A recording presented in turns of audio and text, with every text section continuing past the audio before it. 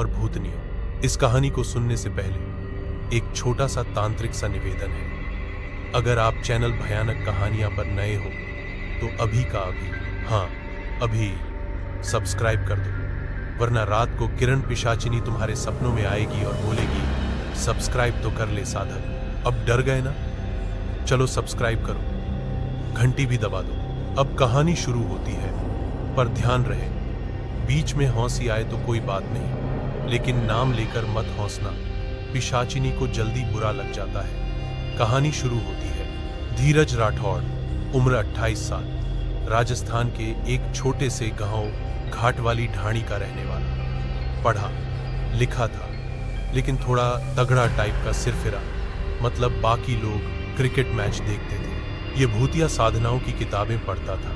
अब देखो, जब बाकी लोग टिंडर पर डेट ढूंढ रहे थे, धीरज ढूंढ रहा था पिशाचिनी बुलाने की विधि। एक दिन एक पुरानी किताबों वाले बाजार में उसकी किस्मत फिसल गई, मतलब फिसलने का नहीं, खिल गई। उसे हाथ लगी एक सड़ी गली सी किताब जिस पर लिखा था किरण पिशाचिनी की साधना विधि।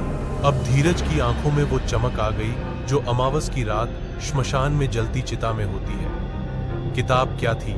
पूरी श्मशान की टिकट थी।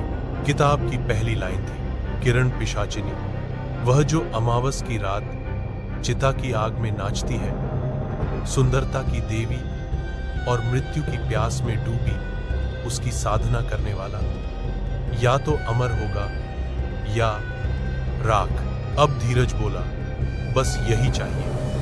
अब पबजी और पिशाचिनी, यही मेरी दुनिया। किताब के अंदर साधना के 3 चरण थे।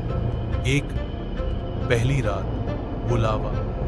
2, दूसरी रात रक्त समर्पण। 3, तीसरी रात अंतिम मिलन, जिसमें मिलन है या मिलना बचना है ये अनक्लियर था। बाबा रुद्रनाथ का वार्निंग। धीरज भागा बाबा रुद्रनाथ के पास। अब बाबा कोई रैंडम बाबा नहीं थे, वो गूगल बाबा जैसे थे। गांव के सब तांत्रिक रहस्य उन्हीं के पास थे। हल्के हरे दांत, सूखे बाल और बोलने का अंदाज ऐसा जैसे धीरे धीरे बैटरी लो हो रही है। धीरज ने बोला, बाबा किरण पिशाचिनी की साधना कर। बाबा बोले, अबे ओ साधक, भूत की शादी में बाराती बनने चला है क्या? धीरज बोला, बाबा मैं डरता नहीं, मुझे तंत्र चाहिए, शक्ति चाहिए और थोड़ी सी रहस्यमयी रोमांस भी। बाबा आंखें तरेर के बोले, ठीक है कर ले साधना, लेकिन याद रख किरण तुझसे प्यार नहीं करेगी, वो तुझे पिएगी। धीरज, पिएगी? बाबा खून पीने की बात हो रही है, कोई पेप्सी नहीं। अमावस की रात, पहली साधना। अब आई अमावस की रात। आसमान में तारे भी छुट्टी पर थे। धीरज पहुंचा गांव के बाहर, उस पुराने श्मशान में जहां कुत्ते तक दिन में भी टॉयलेट करने नहीं जाते। धीरज ने एक चिता जलाई, त्रिशूल रखा, नींबू काली मिर्च सजाई और किताब खोली। मंत्र शुरू हुआ, श्री क्लीं किरण पिशाचिनी स्वाहा। धीरज का चेहरा ऐसा था जैसे जूम मीटिंग में सीरियस हो, लेकिन दिल अंदर से मम्मी। करीब आधा घंटा बीता और तब शांति टूटी। पीछे से किसी के चूड़ियों की आवाज आई, गुलाब और सड़े गोश्त की मिली जुली गंध और एक धीमी सी आवाज, तूने मुझे बुलाया साधक। धीरज ने देखा एक औरत, काली साड़ी में, लंबे बाल, चेहरा आधा धुंध और आंखें लाल जैसे ताजे टमाटर पर बवासी। वो मुस्कुराई, अब तू पीछे नहीं हट सकता।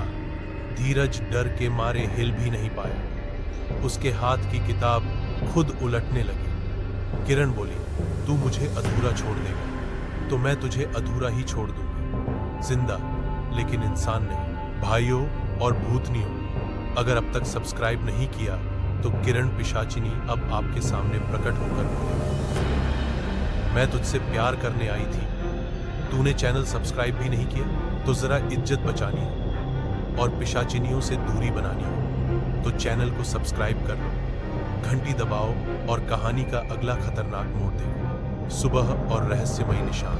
धीरज बेहोश हो गया। जब आंख खुली तो वो अपने कमरे में था। शायद सपना था, उसने सोचा, पर जब आईने में देखा तो उसकी गर्दन पर नीली उंगलियों के 3 निशान थे, जैसे किसी ने गले पर प्यार नहीं फुल टाइट चिमटा रखा हो। अब उसका माथा ठनका। रात को किताब का एक नया पन्ना खुल गया।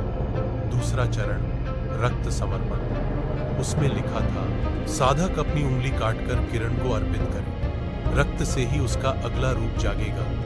बिना रक्त के किरण भूखी रहेगी और भूखी किरण सबसे खतरनाक होती है। बाबा, रुद्रनाथ का अंत। धीरज भागता है बाबा रुद्रनाथ की झोपड़ी की ओर, लेकिन वहां सिर्फ राख मिली। झोपड़ी जल चुकी थी और वहां सिर्फ एक चीज मिली, एक काली चूड़ी, वही जो किरण ने पहनी थी। धीरज समझ गया, अब वो अकेला था। बाबा गए और किरण भूखी थी। अंतिम सीन, रहस्य का आगाज। रात को धीरज की आंख खुली। कमरे में अजीब सी ठंडक थी। पंखा बंद, खिड़की बंद, लेकिन हवा चल रही थी। वो उठा और देखा कि उसके पलंग के पास कोई खड़ा है। धीरे धीरे गर्दन घुमाई। किरण खड़ी थी, चेहरा आधा काला, आंखें चमकती हुई, होंठों पर हल्की सी मुस्कान और हाथ में कुछ पकड़ा हुआ एक चाकू। वो बोली, अब अगला कदम तेरा है साधक, रक्त दे या मैं खुद ले लूं। धीरज चीखता है, नहीं, और पर्दा गिरता है। और दोस्तों, अगर आप जानना चाहते हो कि धीरज ने रक्त चढ़ाया या नहीं, तो अगला एपिसोड जरूर देखना। और हाँ, अगर अब भी चैनल सब्सक्राइब नहीं किया ना, तो किरण आपकी व्हाट्सएप डीपी में आ जाएगी और स्टेटस पर लिख देगी, मिसिंग, ये बंदा सब्सक्राइब नहीं करता था। तो जान बचानी है तो सब्सक्राइब करो, घंटी बजाओ और भयानक कहानियां से जुड़ जाओ। अगली कहानी और ज्यादा डरावनी और थोड़ी और मजेदार होगी।